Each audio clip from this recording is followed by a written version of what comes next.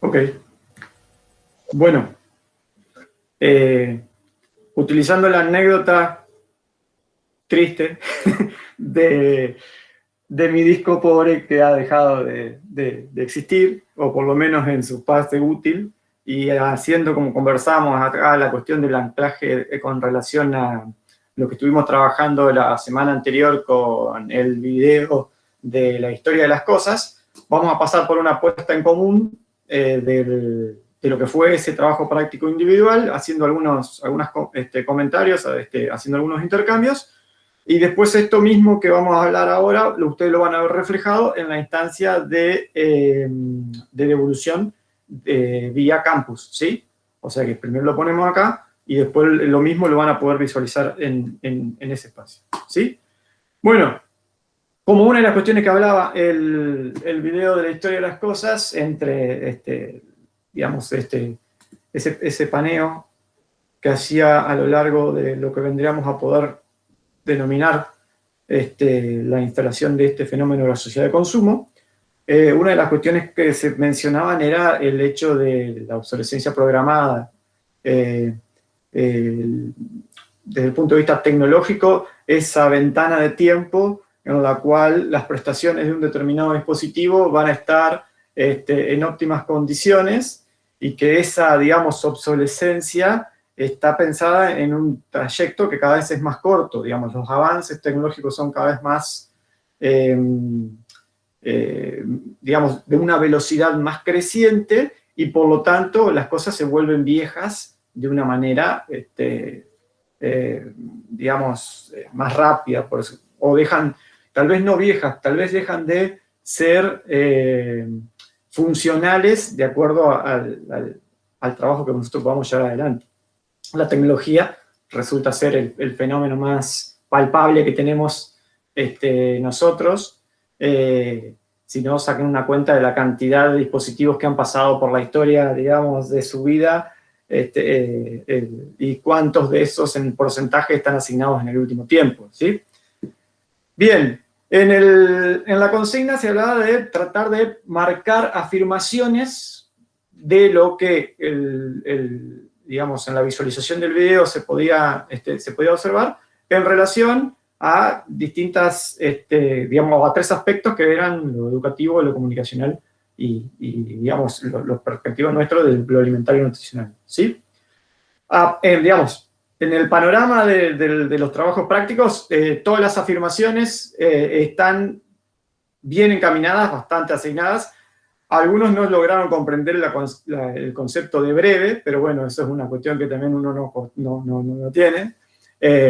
Hay algunos párrafos que son bastante consistentes, pero no dejan de estar, digamos, adecuados a eso, ¿sí? Desde el punto de vista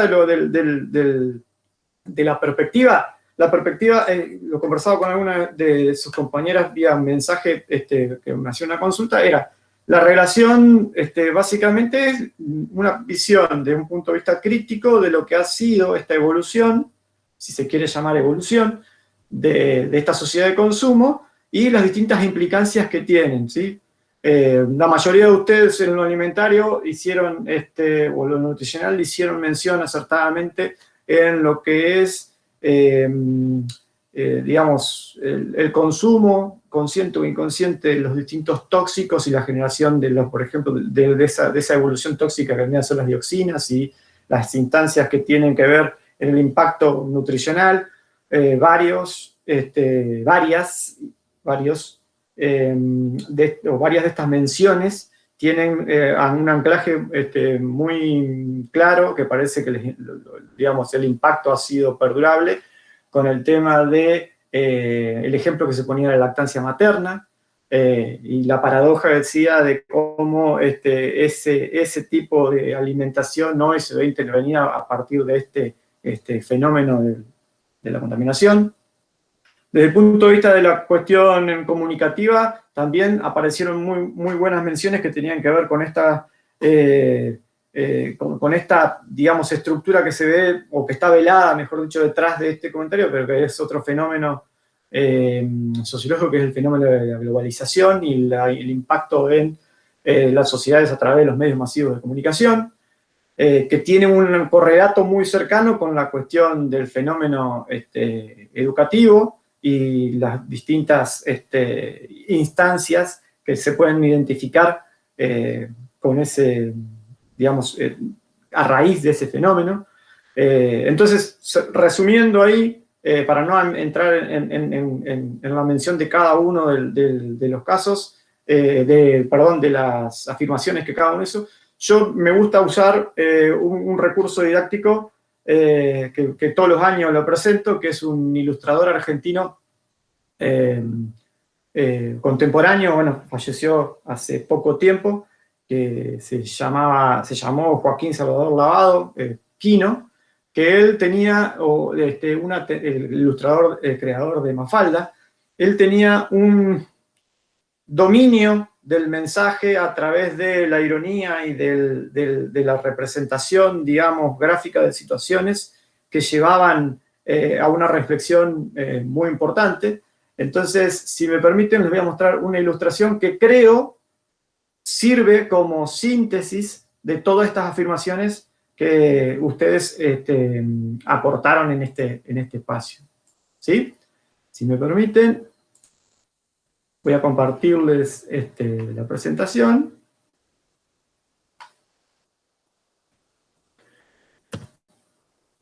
No sé si se llega a ver, si quieren les hago un poquito de zoom. Perdón.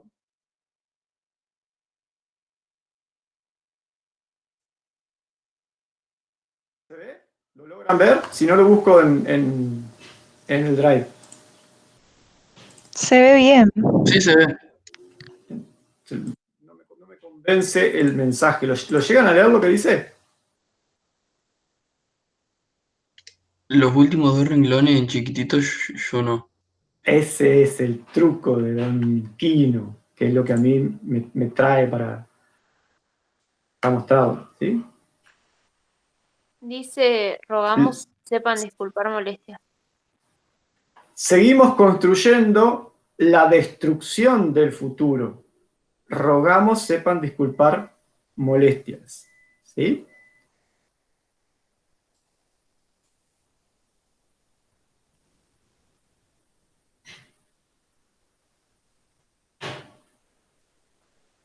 Siempre trato de utilizar a lo que Don Quino nos ha ofrecido en todos estos años, demostrando esta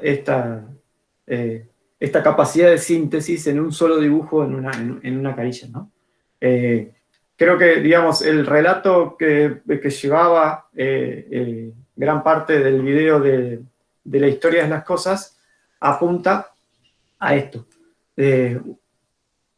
El fenómeno extractivista, en función de requerir productos o bienes o servicios para esta sociedad de consumo, ha posicionado a la historia de la humanidad en una, digamos, en una posición como mínimo incómoda, en la cual tienen que replantearse muchas cosas. Y el impacto, tal cual ustedes lo destacaban ahí, tiene que ver también con estas cuestiones que desde lo de la salud, lo alimentario, nutricional y, digamos, el fenómeno global de las comunicaciones y la información hacen en este espacio. ¿Quisieran comentar algo en relación a esta parte del trabajo práctico? ¿Alguna sensación?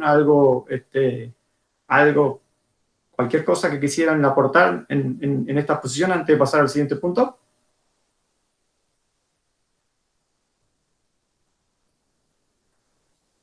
¿No? Ok. Vemos entonces ya la capacidad de, digamos, de reflexión y análisis ha sido, digamos, ya saldada. ¿Sí? Bien, sigamos con Solo una mención. Sí. Yo quiero decir algo, ya Bien, que bien, nadie bien. quiere, lo voy a decir yo. Que esta visión extraccionista, que Quino lo mostraba en función de la contaminación ambiental, de la industria,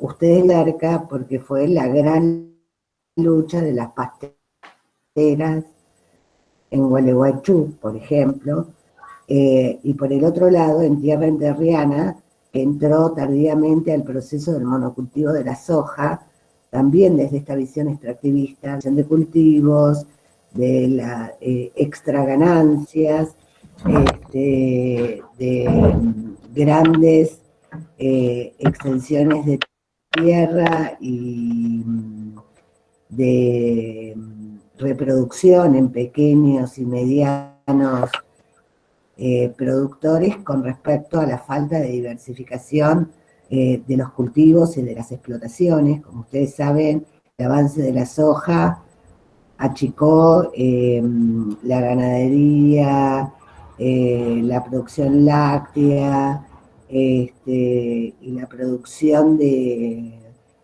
incluso en pequeños productores, por ejemplo, de pollos, en Gualeguaychú, cambiando la matriz productiva en función de las extras ganancias con productos exportables tildados como commodities.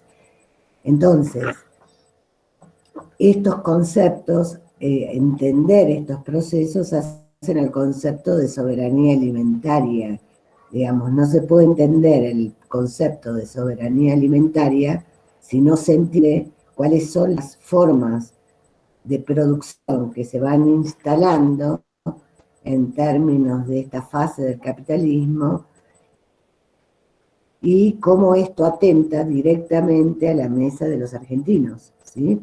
La alta concentración de capitales en la industria de la alimentación, que por el otro lado generan la formación de precios en función de la diversificación de estos grandes capitales, que son los que tienen grandes extensiones de tierra y producciones de commodities exportables y al mismo tiempo participan de la industria de la alimentación muy concentradamente en oligopólicos, generando formación de precios. Y eso hace paradójicamente que la inflación en productos alimentarios esté por encima de la inflación general en estos últimos 5 meses. Entonces, hace directamente a la accesibilidad de los alimentos de todos los argentinos, de todas las argentines, fundamentalmente atenta con los sectores ingresos, que todo su ingreso volcado al consumo de subsistencia, es decir, a los alimentos. Entonces, esto es un tema central para entender desde lo alimentario nutricional y desde entender cuáles son los contenidos que uno tendría que trabajar, cómo van virando los contenidos desde esta mirada, más que consejos nutricionales del buen comer, en trabajar con las poblaciones, en poder desnudar estas situaciones para entender qué es lo que hay que demandar, ¿sí? Es decir, esto es lo que tratamos de verlo desde una perspectiva de lo que hablábamos la vez pasada, de la educación popular. Es decir, hoy vamos a trabajar ese eje transversal de la educación popular entendiendo el contexto, por qué amerita una mirada de educación popular, una dimensión política de lo educativo en términos de definir qué contenidos, qué mirada, de dónde partimos, para trabajar lo educativo y lo comunicacional en el ámbito alimentario nutricional. ¿Se entiende? Es decir, el contexto es muy importante porque nos cuestiona otra forma de ser nutricionistas y otra forma de plantear lo educativo y lo nutricional.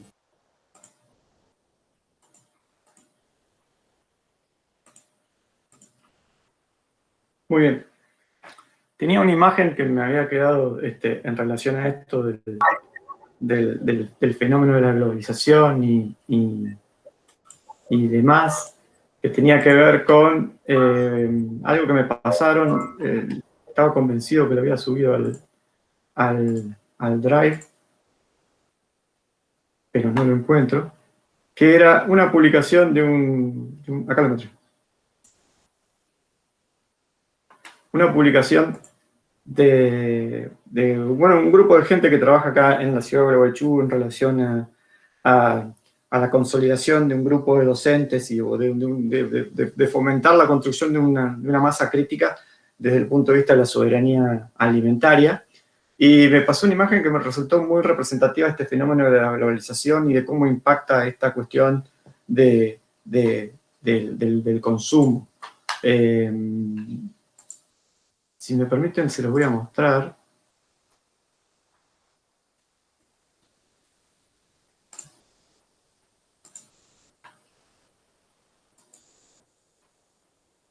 ¿Se ve?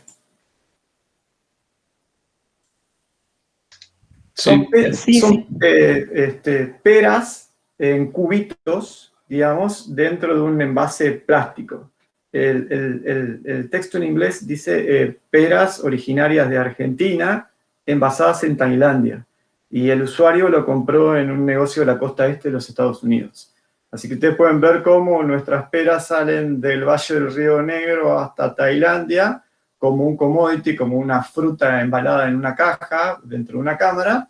En Tailandia, con un poco de jarabe de azúcar, o vaya uno a saber qué le ponen, la envasan en lindo paquetito, digamos, potecito de plástico, y es enviada a los grandes espacios de consumo, que serían, en este caso, los Estados Unidos. Esto no es digamos, un manejo de Photoshop, es lo que podríamos llegar a considerar la triste realidad de este fenómeno de las ganancias concentradas en aquellos que comercializan productos a modo de commodities, lo que sería el impacto de la desindustrialización en este espacio, por tranquilamente a esas peras se podrían haber envasado directamente acá y vendido acá con un valor agregado extra. Pero bueno, son cuestiones que, como para vivenciar de que esto no es un fenómeno que nos atañe exclusivamente hoy o aquí ahora a nosotros, sino que es un impacto global de dimensiones, digamos, con una escala difícil de clarificar de tan grande que es, ¿sí? Bueno, otra como anécdota. No es tan linda como la de Kino, pero bueno, es representativa en cuanto a esto del consumo, ¿sí? Bueno, pasamos a la puesta en común de... Diego, porque de eso habría que marcar que cuál es la gravedad de eso. Es decir, Diego contaba recién que eso es trabajo argentino que no está agregado, es decir, cuando se habla de valor agregado, es que esa producción de pera en Argentina, envasada en origen, digamos, sería eso, traería más trabajos y más divisas, más crecimiento de las riquezas argentinas. Pero aparte, para que eso esté competitivo en Estados Unidos, ganen los de Tailandia, eso implica que nuestros productores ganen mucho menos, que el pago al que produce la pera sea un pago mínimo, mayor trabajo para que la pera sea cuidada y cosechada. Los trabajadores de la fruta en Río Negro trabajan a destajo cuando es la producción, van con una canasta y se les paga por canasto muy poca plata, y hay una multinacional que es la que tiene más o menos el monopolio en el Valle de Río Negro de fruta en origen. Esa fruta es fruta de exportación y dejan para el descarte y el consumo argentino fruta de menor calidad. Entonces, los argentinos comemos menor calidad en la fruta, tenemos a los productores con menos pago, ¿sí? Por una maniobra de triangulación que beneficia el capital financiero, porque en realidad esa producción está al beneficio de distintos sectores que comercian esto, como commodities y como en mercados que pagan en dólares y muchísima más cantidad de pesos. Entonces, la gravedad de no instalar políticas de consumo en el lugar cercano a los productores, aparte encarecen el consumo de los argentinos. Es decir, esa fruta es más cara y de peor calidad. Entonces, eso afecta a lo alimentario directamente, cómo nos alimentamos, qué podemos comprar, de qué calidad lo compramos, ¿sí? Aparte de afectar, aumentar la cadena de comercio, muchos fragmentos, y no directamente más cercana a los productores, ¿no? Entonces, son todos problemas que ustedes los deben haber visto a lo largo de la carrera, pero que vuelven a tomar acuciante papel cuando uno lo piensa en cómo trabajar contenidos vivos y comunicacionales.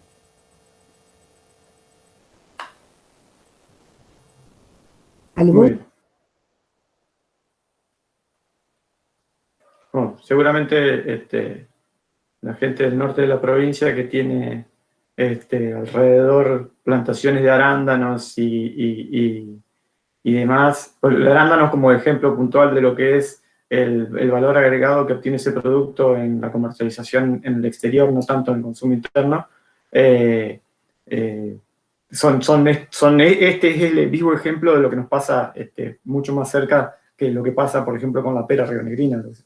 Bueno, seguimos con el punto, digamos, continuamos con el punto 3 del trabajo, que es a partir de la consigna de lectura de la experiencia que se vive en un barrio del sur del conurbano bonaerense, actualmente denominado AMBA. Ya esta cuestión del conurbano es como que pasó, ¿sí? Se puso de moda la nueva área metropolitana de Buenos Aires.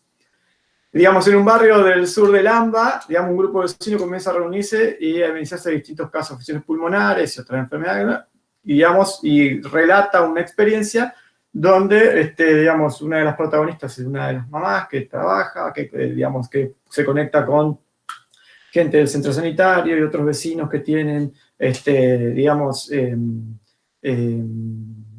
conocidos a un químico. Bueno, viene después la solicitud del médico y demás, y las distintas participaciones, ¿sí? En el relato de la experiencia, ustedes deberían identificar lo que serían los grados de formalización, ¿sí? Digamos, dentro de estas dimensiones que podemos analizar la experiencia, dentro de cada una de estas dimensiones, cuál o cómo sería el grado de formalización, ¿sí? Quedó claro en todos los trabajos que lo que ahora vamos a profundizar, pero nos nombramos primero, la dimensión del espacio de enseñanza-aprendizaje, poseía un alto grado de formalización, ¿sí?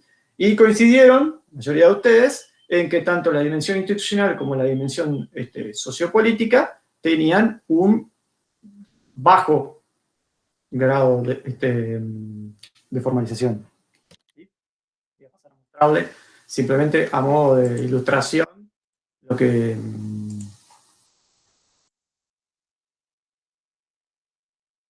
se planteó.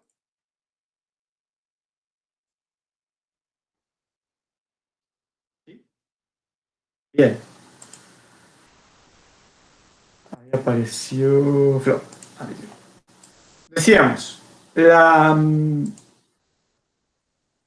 lo que podríamos considerar dentro de la dimensión sociopolítica del papel Estado regulando la experiencia es reconocible como que es bajo, digamos, no hay una determinación de ningún tipo en relación a la participación de organizaciones estatales o gubernamentales en este espacio, ¿sí? Desde el punto de vista de lo institucional, digamos, si había una institución que participara en la regulación de la experiencia, tampoco, digamos, esto es una cuestión que se organizaba, podríamos decir, desde una manera más horizontal a través de los distintos contactos y distintas instancias en las que iban participando la comunidad a través de la madre y los vecinos, ¿sí? Y lo que decíamos, la dimensión del espacio de enseñanza-aprendizaje en cuanto a la explicación, a la planificación que podríamos dar de esta experiencia y su estructuración didáctica, era alto, ¿sí? ¿Qué podríamos resumir de esto? Entonces, que si nosotros intentáramos visualizar esto a partir de lo que sería una experiencia educativa de calidad, digamos que no importa si la experiencia tiene un alto o medio grado de formalización, tanto en lo sociopolítico como institucional. Lo importante es el grado de formalización que logre en la dimensión del espacio de enseñanza-aprendizaje, que es ahí donde radicaría la calidad de la experiencia educativa. Digamos que en ese espacio, en esa dimensión de análisis, en ese nivel de formalización alto que puede tener una experiencia educativa en su dimensión de espacio de enseñanza-aprendizaje, es donde nosotros encontraríamos la calidad de la experiencia. ¿Sí? Digamos, como refuerzo lo que veníamos diciendo, cuáles son las dimensiones y a qué apuntan, ¿sí? Y en la dimensión de enseñanza-aprendizaje, es donde ese sujeto que enseña en contacto con ese sujeto que aprende, intentando, digamos, transponer ese contenido, imprime intencionalidad. No importa, digamos, tanto desde el punto de vista de la calidad de la experiencia, lo sociopolítico o institucional, sino que este espacio de enseñanza-aprendizaje es donde se tienen que plantear, digamos, las cosas para reconocer una experiencia de calidad. ¿Sí? Cuestiones que quedaron claras en los distintos trabajos prácticos, salvo algunas cuestiones que quisiera marcarles que tiene que ver con, digamos, la resolución específica del trabajo y a futuro. La terminología, ¿sí?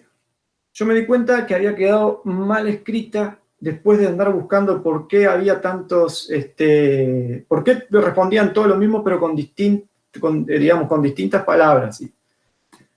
El concepto es grados de formalización, ¿sí? Grados como si fuera un gradiente, piensen como si fuera digamos, un transportador, ¿no? Digamos, de que va de más a menos, ¿no? Ese gradiente, cuanto más grado tiene, o sea, cuanto más alto es el grado de formalización, es lo que nosotros podríamos identificar en cada una de estas dimensiones, ¿sí?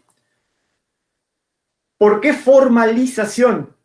A mí me resulta asociarlo que esto de grado de formalización es porque viene a intentar, digamos, optimizar, digamos, la visión que con cierto grado que no pudiéndose ajustar totalmente a la realidad, se hacían en la división tripartita en cuanto a lo formal y lo no formal, ¿sí? Entonces, utilizando ese concepto digamos, la formalización, la evolución de esto sería ese grado de formalización, ¿sí? Que aplicaría a esta cuestión en cada una de las dimensiones, ¿sí?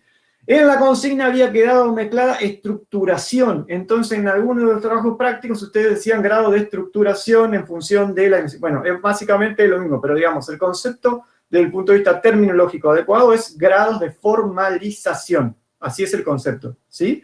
O sea que cuando reciban eso, no es una corrección desde un punto de vista del contenido o el concepto, sino una cuestión semántica del uso adecuado de la terminología, que es lo esperable en un cuarto año de una carrera de grado, ¿sí? O sea, esa es una cuestión que va a quedar marcada porque, bueno, se filtró en la parte de la consigna lo de estructuración y puede generar unas confusiones, pero recuerden, las dimensiones de análisis están marcadas alrededor del concepto de grados de formalización que podía uno tener una experiencia educativa. Y si asociamos ese concepto a una experiencia educativa de calidad, lo verdaderamente importante es el grado de formalización que tome en la dimensión del espacio de enseñanza-aprendizaje. ¿Claro? ¿Quedó? Muy bien. ¿Algún comentario, sugerencia, algo? ¿No? Muy bien. Ok. Bien, dado hasta ahora la puesta en común, acuérdense, van a recibir los distintos comentarios a través de la pestañita de devolución que tiene la tarea asignada en el campo. Muy bien. Hasta aquí llegué yo. Bueno, seguimos. La idea es que hoy nos vamos a adentrar un poco más en esta cuestión del contexto que ya fuimos abordando desde el concepto video que vieron de la historia de las cosas, la globalización hablábamos hoy, de análisis de la pobreza educativa en términos de nivel educativo de riesgo, es decir, qué es lo que nos pasa en el aquí y en el ahora y dónde transcurren nuestras prácticas educativas y comunicacionales. Hoy nos vamos a adentrar a explorar un poco más en esas desigualdades. Hoy estaba leyendo un estudio donde, esperen que lo anoté por acá para contárselos en alguno de los pelitos, donde en América Latina tiene el 8% de la población mundial, pero si se mide hasta este momento la cantidad de muertes por COVID, acumula el 35% de las muertes totales de COVID. Esto habla claramente de la desigualdad. Cuando uno mira cualquier indicador, cuando hay una gran desigualdad, todos los impactos de cualquier desastre natural, en este caso la pandemia, tienen mucho más impacto en las poblaciones empobrecidas. Entonces, cuando hay continentes muy desiguales, América Latina, la pandemia impacta de distintos momentos, es decir, pone los muertos. Entonces, desde ese lugar, vamos a trabajar con un video, un sociólogo, filósofo, educador que se llama Klinsberg, y entonces van a tener que, en una división de grupos que les va a dar Diego, van a tener que hacer el siguiente trabajo práctico que se va a poner para que cualquier duda lo veamos ahora. Consulto.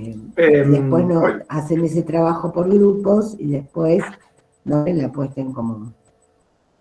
hoy que estamos todos, 3 de 3 y 1 de 4, o 2 de 4 y 1 de 5. ¿Cómo hacemos? ¿Más grupos con menos cantidad o menos grupos con más cantidad?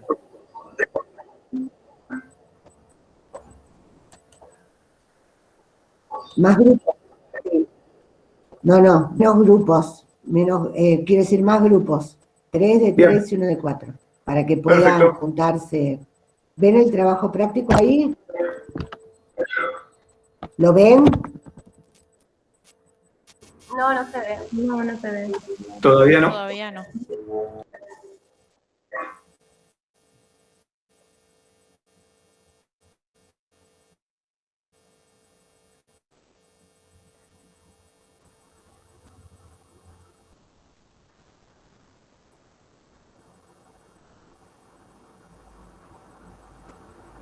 Me dice que estoy compartiendo. A ver, voy de nuevo. Raro, porque me dice que estoy compartiendo. Vamos otra vez, a ver qué onda.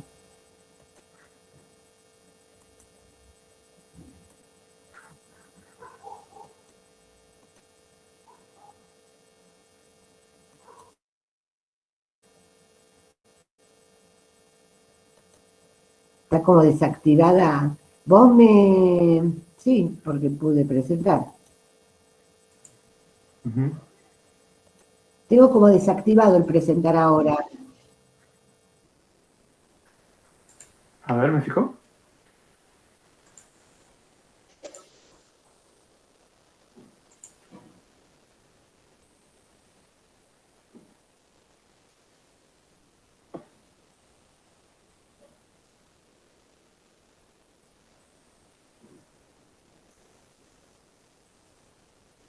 Todos los permisos están asignados, así que... Sí, porque recién pude presentar y me decía que estaba presentando. Pero ahora cuando dejé de presentarse me desactivó. ¿Por qué podrá ser? Está como gris, ¿viste? Desactivado. Bueno. Lo voy leyendo, no importa. Ok. Hay un video que es el que van a ver en este trabajo grupal, lo van a ver entre ustedes, que se llama Desigualdades Indignantes. Es el informe, ese informe es muy interesante porque va a plantear las distintas desigualdades en el mundo. Después les vamos a pedir que hagan un trabajo de indagación, porque a partir de la pandemia algunos valores de los Kingsberg aumentado desfavorablemente, es decir, la concentración es mayor. Así que los vamos a entusiasmar para que averigüen cómo fue que en pandemia hubo mayor concentración en manos de unos pocos. Y Kingsberg va bancando varios dimensiones de la desigualdad. Y aparte de eso, les vamos a plantear que lean un artículo muy breve de Kingsberg, en realidad es un reportaje, una nota de página 12 del 2015, donde él habla de un concepto que a nosotros nos resulta muy interesante y nos parece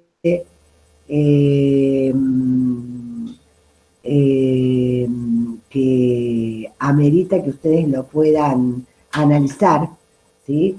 Que tiene que... Me dice que estoy presentando para todos, qué gracioso, nadie ve nada, ¿no es Ahora, cierto? sí, está empezando a cargar. Se dividió la pantalla. Qué lentitud. Es decir, que por eso no me dejaba presentar. Qué cosa rara.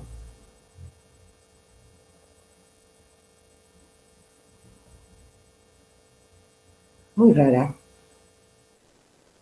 A ver.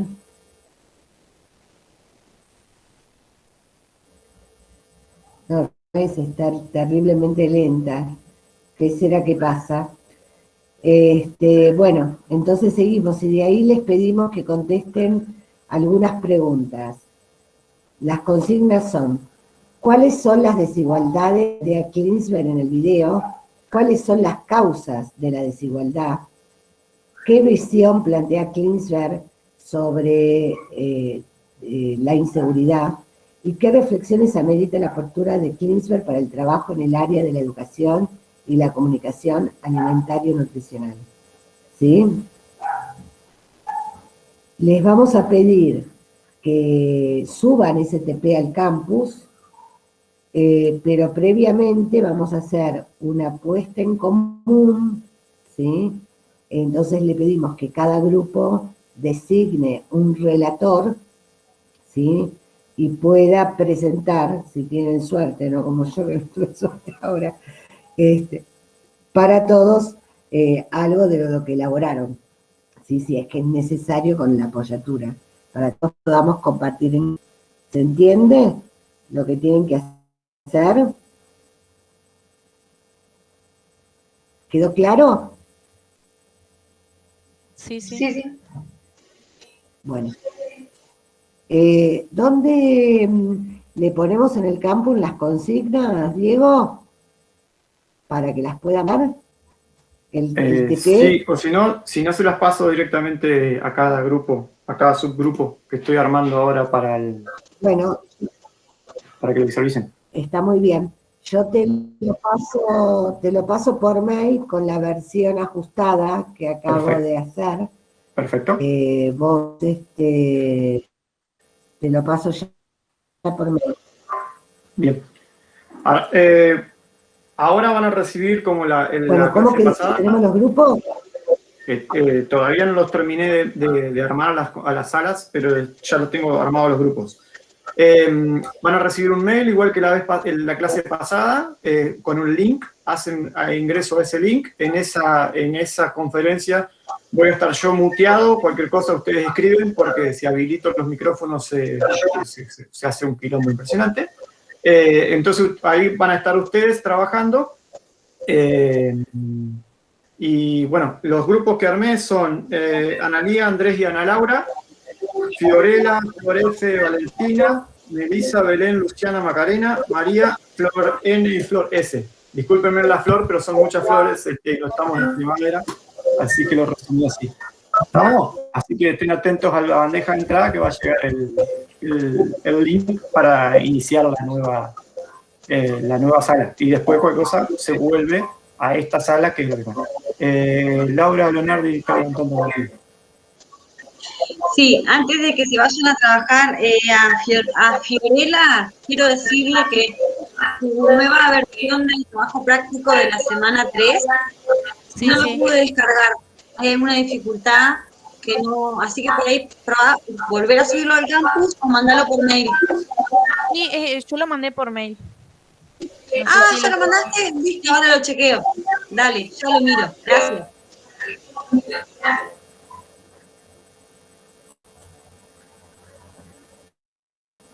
Entonces, Diego, las actividades y el video están en el campus.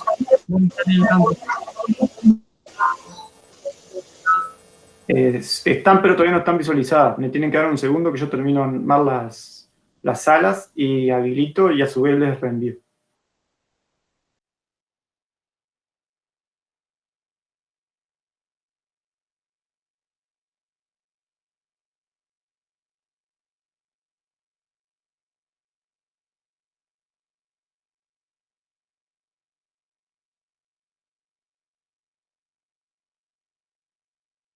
¿Salimos de esta reunión por ahora o nos quedamos? No sé cómo hacemos.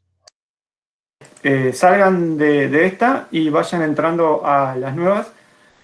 Tómense un par de minutitos que puede tardar en llegar el mail y así ya están habilitadas las opciones para empezar a trabajar. Y yo ya les mando la consigna, el link y la consigna. Ok. Perfecto, gracias.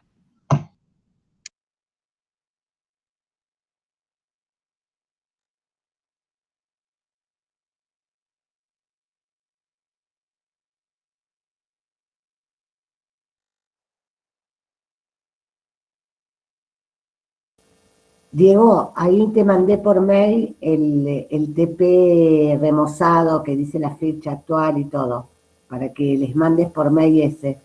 Apagué la cámara porque tengo la computadora súper lenta y no sé si es la conexión o qué. Recién pude, no sé qué le pasa, que se identificó. Hola Laura, te dije hola en la mitad de la clase y no me escuchaste. Sí, te escuché, pero no quise interrumpir. Yo te di el espacio para que dijeras hola. Bueno, a ver, esperemos que Diego pueda mandar. Ay, no le dijimos el tiempo, Diego, ahora cuando le mandes el video, ¿cuánto dura? Aproximadamente 20 minutos. Bueno, por eso, decirle que nos volvemos a juntar a las 4. Son casi las 3. Okay.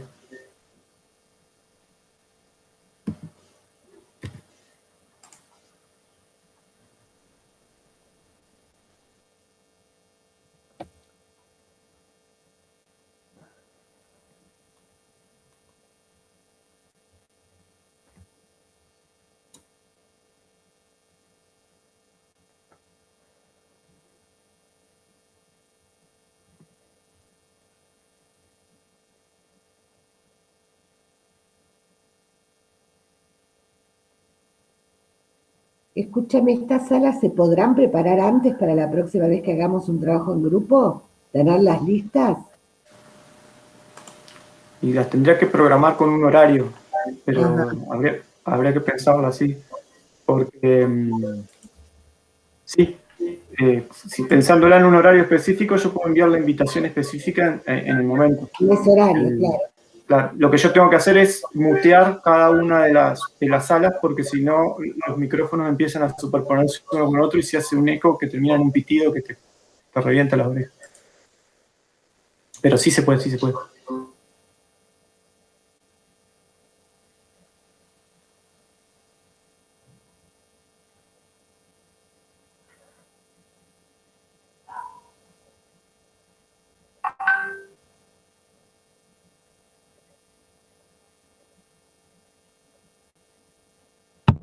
Entonces, escuchen, como Diego tiene que terminar con ese trabajo y yo estamos en emergencia COVID otra vez, tengo que conectarme 5 minutos con un equipo que está ahora en reunión de equipo y como sabíamos que íbamos a tener que íbamos a tener este trabajo grupal, lo metí ahora por la emergencia.